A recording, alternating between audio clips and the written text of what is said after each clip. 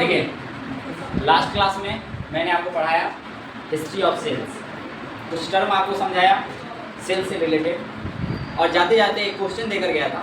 वो क्वेश्चन था हमारा right the difference between cytoplasm and protoplasm. ठीक है, देखिए term cytoplasm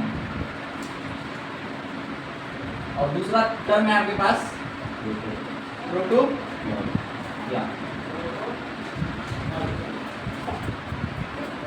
cytoplasm that means cyto एक ऐसा टर्म है जिसका मीनिंग मैंने आपको समझाया। साइटो मतलब क्या होता है? सेल। साइटो मतलब क्या होता है? सेल। यदि इसको आप ब्रेक डाउन करें तो यहाँ पर साइटो का मतलब सेल और प्लाज्म का मतलब आपको हम समझा चुके हैं लिक्विड। ठीक है, तो सेल के इनसाइड रहने वाला लिक्विड दैट इज साइटोप्लाज्म। अभी हम समझेंगे और डीप में समझेंगे, बट यदि आपको नहीं पता है साइटोप्लाज्म क्या है, कोई पूछ दिया कि साइटोप्लाज्म क्या है, आप समझाइए, तो आप साइटो को अलग कीजिए, प्लाज्म को अलग कीजिए और समझा दीजिए।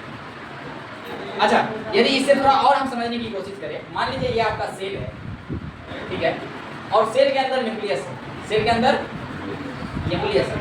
तो यदि कुछ टर्म को हम लोग समझने की कोशिश करें, पढ़ाई को थोड़ा आसान करना चाहें बायोलॉजी को, तो आप ध्यान से देखें यहाँ पर सेल के अंदर पाए जाने वाला लिक्विड या जेली सब्सटेंस क्या कहलाया? साइटोप्लाज्म। सेल के अंदर जो लिक्विड पाया जा रहा है उसको हम क्या कर रहे हैं? साइटोप्लाज्म। अगर यही जेली सब्सटेंस हमको न्यूक्लियस के अंदर मिले तब इसको क्या बोलेंगे? अबे सेल के अंदर था तो साइटोप्लाज्म, न्यूक्लियस के अंदर है तो न्यूक्लियोप्लाज्म। समझ में आ गया? टर्म समझा रहे हैं हम। न्यूक्लियस के अंदर हो गया तो nucleoplasm, nucleo plus plasm, nucleus के अंदर प्लाज्म।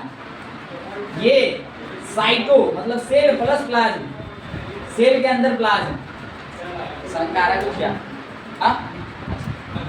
इस सेल के आउटर लेयर पर जो प्रेजेंट है that is called cell membrane, यानी सेल का मेम्ब्रेन, सेल का covering that is called cell membrane. अच्छा, तो इसी प्रकार बताइए न्यूक्लियस का कवरिंग क्या कहलाएगा?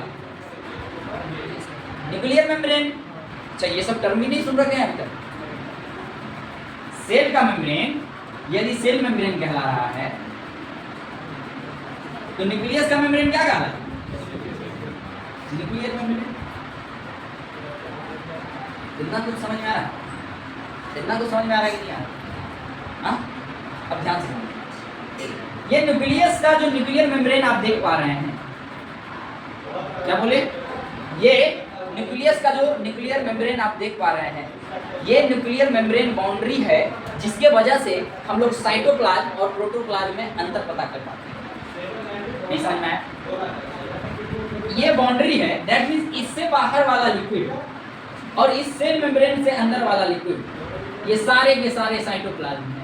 ये सारे के सारे क्या हैं? साइटोप्लाज्म। अब इस लिक्विड में कुछ भी हो सकता है, सेल ऑर्गेनेल भी हो सकता है, इंक्लूजन्स भी हो सकता है, लिपिड्स भी हो सकता है। ठीक है, ठीक है, साइटोसोल भी हो सकता है।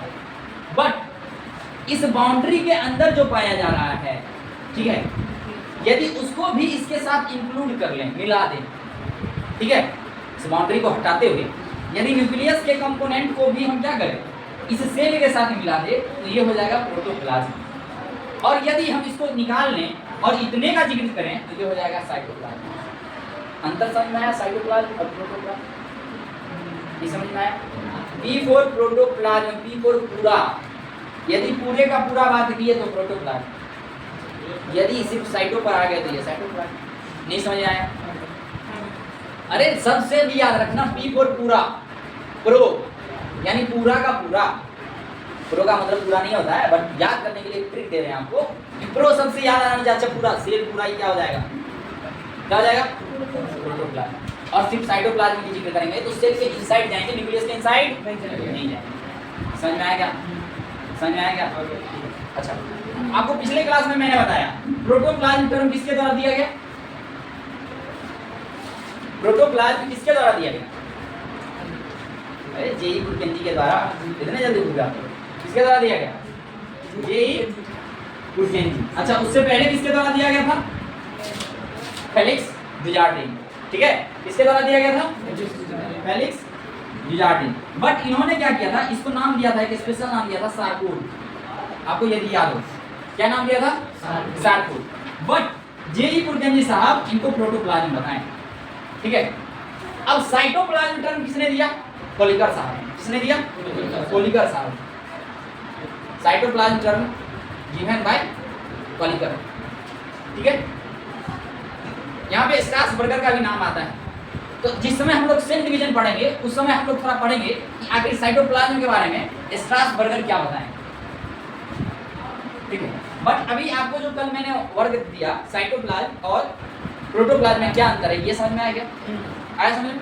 इसको नोट डाउन कीजिए, ये इमेज बनाइए, जिस तरह से मैंने समझाया उस तरह से नोट डाउन। पढ़ने का यही तरीका है, आप कॉपी खोलिएगा तो आपको समझ में आना चाहिए कि क्लास में भैया बताएं कि ये न्यूक्लियो न्यूक्लियस हो गया, ये प्लाज्म प्लाज्म हो गया तो न्यूक्लियो प्लाज्म।